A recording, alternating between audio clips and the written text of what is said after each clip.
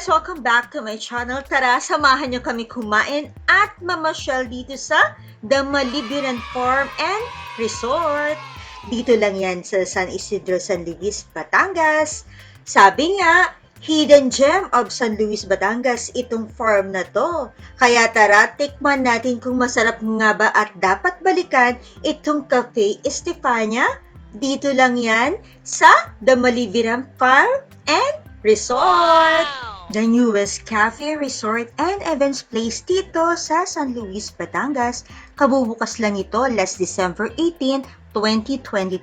Kaya bagong-bago. Pagdating namin sa entrance ng resort, sumalubong kagad ang dalawang staff para samahan at i-guide kami papunta dito sa Cafe Estefania. Ang sarap ng hangin at alam nyo na, masaya na naman ang walang kahilig-hilig magpa-picture. Pero bago ang pictorial, tara kumain muna tayo at husgahan kung masarap nga ba at dapat natin balikan.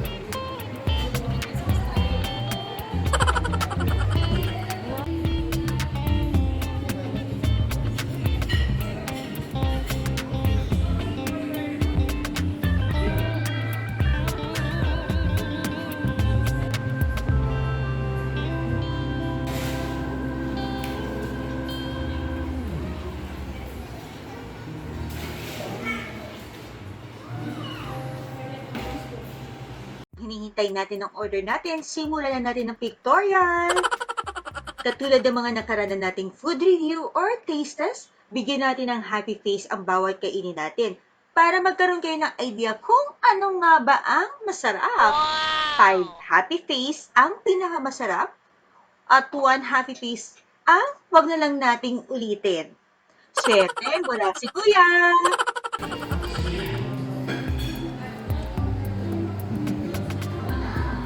Sinayang mo.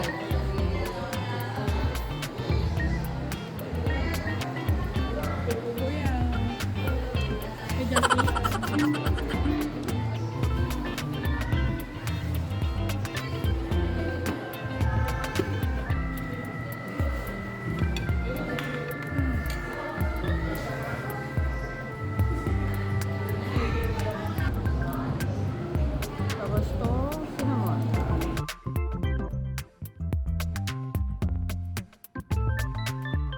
Masarap. Wala sa ng cinnamon. Bakit? Hindi kasi malambot din yung ano yan. Di ba? Mahirap din ha, pero parang mas matamis pa yung cinnamon. No.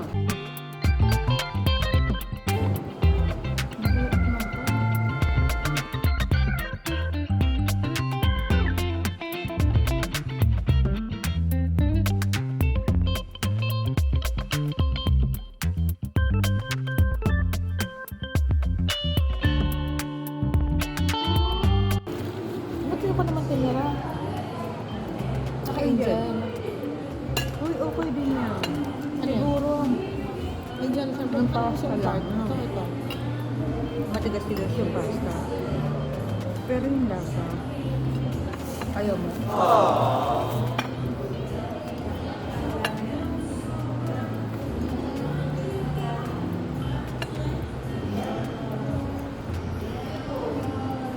This is Stefania.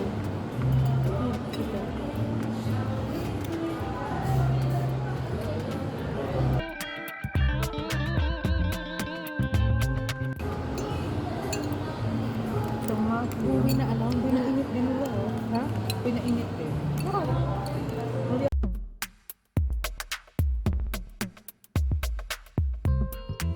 Gusto ko yung anghang nito. Tabasco? Ito, walang nilagay tabasco. Grabe ka. Yung anghang nito. Na, ano yung pula? Ala. Nasa cheese ate. Nasa cheese yung ano. Ano?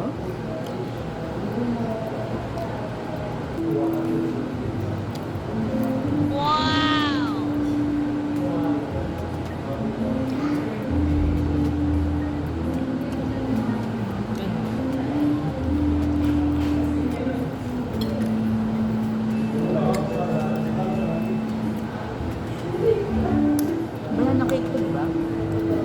Banana, wala. Walnut. Ayun, nandito ang walnut. Ayun, no? Hindi ba? Isang buka pa.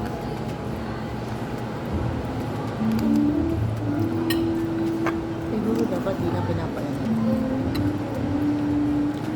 Para matigas. Pinigos-pinigos.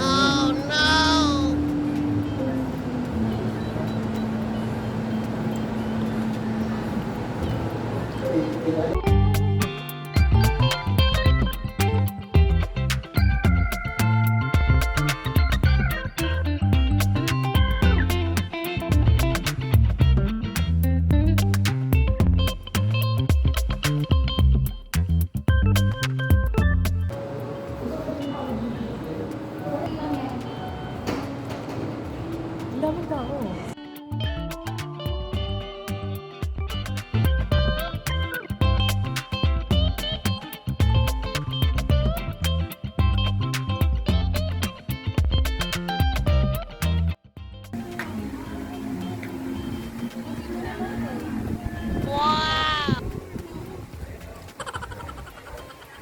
Eto na, habang hinihintay ang take-out para kay Kuya, simulan nating ikutin at mag-picture-picture.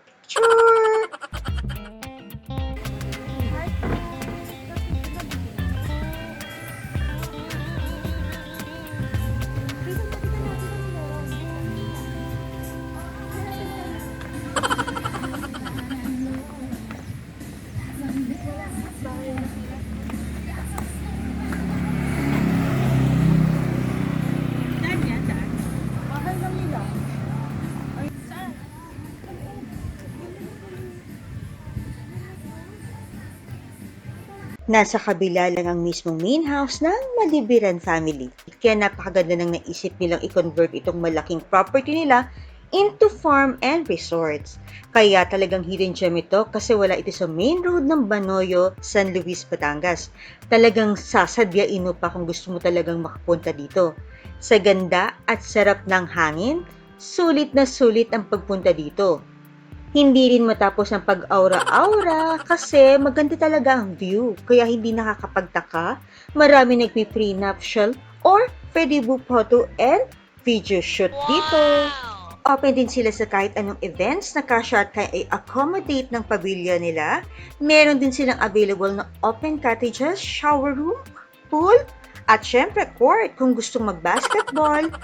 Kung may event at gusto mag-overnight stay, meron din silang roof at family villas. Kaya kung malapit kayo dito or gusto nyo lang maiba at ma-relax, ito na ang perfect place, tahimik at mapifeel nyo talagang sa inyo ang place. Napakasarap ng hangin.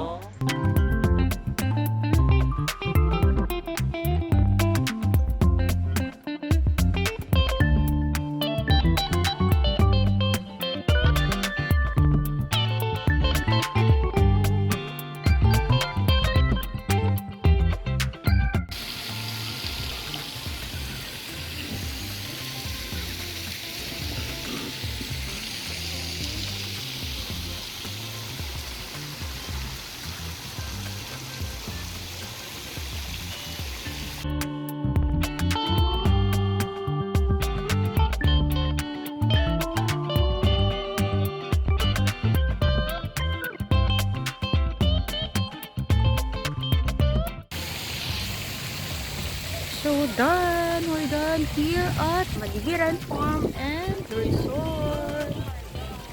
Why? Sige mo, Lutan. So done.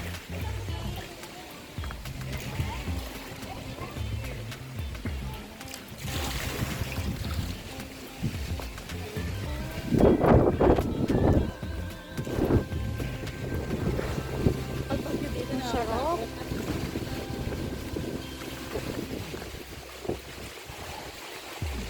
Ayun ang lipad. Oh.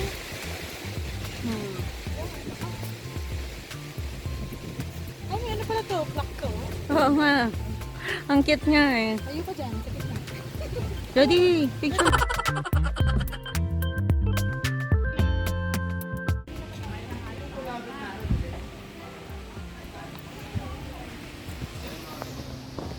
May CR na rin. Apo. Yung malaking ano, nabigkas yung boom-boom. Ano Puro po? ganito lang eh, no? Ito po yung patatlo po, group room po siya. 4 to 5 person po. Tapos ito naman po, 6 to 8 person lang. Ito po family. Ito ano? 4,999. Tapos yung 4 to 5. Ano po siya? 6,999. Dalawang bed. 2 beds po. Hindi na mag-hotel si Dr. So, dito na lang sa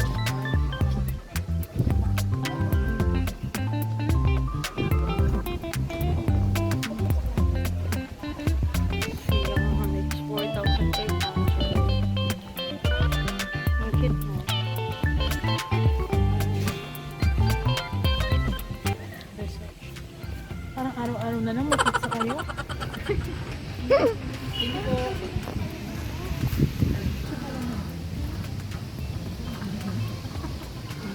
Thank you for watching, guys. Please like and subscribe and don't forget to hit the notification button para updated ka pag may bago akong video. Maraming salamat!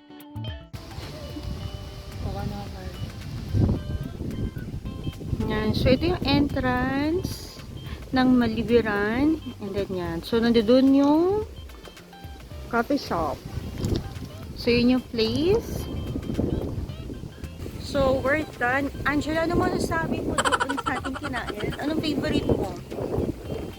yung truffles. Yes, masarap yung truffle pasta. And then, the aglio olio is okay, pero yung pasta lang. Pero kung okay yung pasta. And then, ito, masarap din siya. So, done. Thank you, Tita Ayla.